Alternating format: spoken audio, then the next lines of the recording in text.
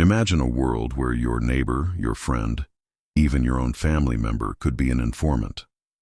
A world where a careless word, a joke told in private, could lead to a knock on the door in the dead of night, followed by interrogation, imprisonment, or worse. This wasn't a dystopian novel. For millions, it was the chilling reality of living under the watch of the Stasi.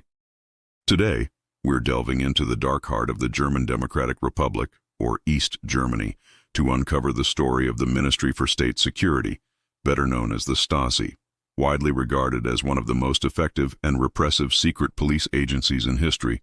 Their methods were as insidious as they were thorough. Their motto was Schild und Schwert der Partei, the shield and sword of the party. But for the people, they were a shadowy specter of fear that permeated every corner of daily life. So, what made the Stasi so uniquely terrifying? It wasn't just about brute force, it was about psychological warfare. The Stasi perfected a method they called Zersetzung, which literally translates to decomposition or corrosion. This wasn't about physical harm, it was about systematically destroying a person's life from the inside out. Imagine the Stasi targeting you. They might start by spreading rumors at your workplace, getting you fired. They'd tamper with your mail, interfere with your relationships, and orchestrate failures in your personal life until you were isolated, paranoid, and emotionally shattered. They aimed to break your spirit, making you question your own sanity. It was a silent, invisible form of torture, designed to neutralize dissent without leaving a physical trace. The sheer scale of their surveillance network was staggering. At its peak in 1989, the Stasi had over 91,000 official employees, but that's only part of the story. The real strength of the Stasi lay in its vast network of unofficial collaborators, or inoffiziell Mitarbeitergeheimnis. These were ordinary citizens, teachers, doctors, waiters, janitors, spying on their friends, colleagues, and neighbors. Estimates suggest there were as many as 189,000 of these informants. That means roughly 1 in every 60 East German citizens was, in some capacity, working for the secret police. Can you imagine the level of distrust that creates in a society? The person you shared a coffee with in the morning could be filing a report on you by the afternoon. Their obsession with information was absolute. The Stasi compiled files on millions of people. When the Berlin Wall fell, citizens stormed Stasi headquarters to find vast archives filled with personal details, letters, photos, and even smell samples. Yes, you heard that right. They would secretly collect a person's scent on a piece of cloth, store it in a jar, and use it to track them with dogs if they ever tried to escape. It's a detail that sounds like something out of a spy movie, but it was a very real, very creepy part of their methodology. These archives stored enough files to stretch for over 111 kilometers if laid end to end. That's a paper trail of paranoia. But who were the people they targeted? Anyone deemed a threat to the socialist state. Artists, writers, priests, rock music fans, people who applied to leave the country, or even just someone who told a political joke. The case of Jürgen Fuchs, a dissident writer, is a prime example of Zersetzung.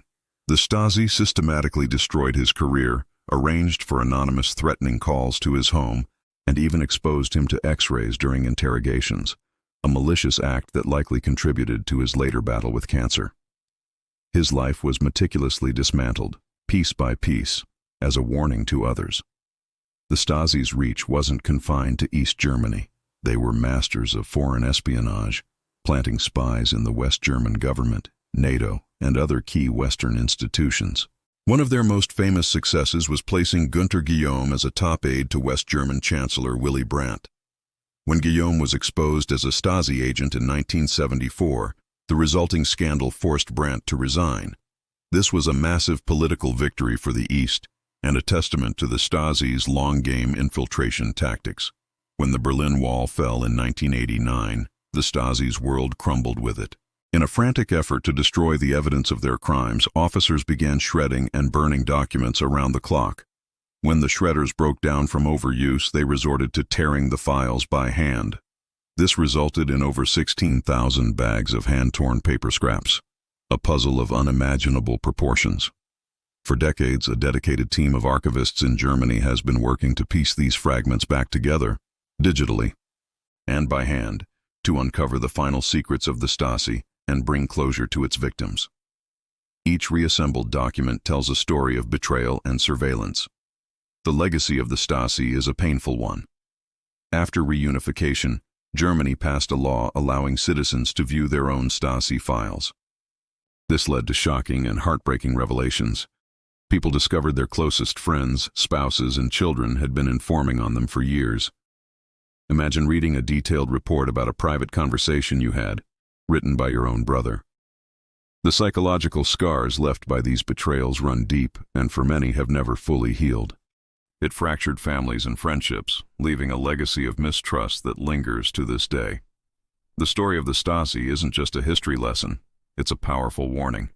It shows how a state, obsessed with control, can turn its own citizens against each other and use information as its most potent weapon. It reminds us of the fragility of trust and the importance of privacy. In an age of digital surveillance and social media, where our personal data is collected every second, the ghost of the Stasi serves as a chilling reminder of what can happen when surveillance goes unchecked and a state decides it has the right to know everything. The fight for truth and reconciliation continues in Germany, as more pieces of the Stasi's vast puzzle are put back together. It's a testament to the resilience of the human spirit and the deep-seated need for justice. Thank you so much for joining me on this deep dive into one of history's most infamous secret police forces. If you found this video informative, please hit that like button and subscribe to the channel for more content just like this. Let me know in the comments what historical topic you'd like to see covered next. Stay curious and I'll see you in the next video.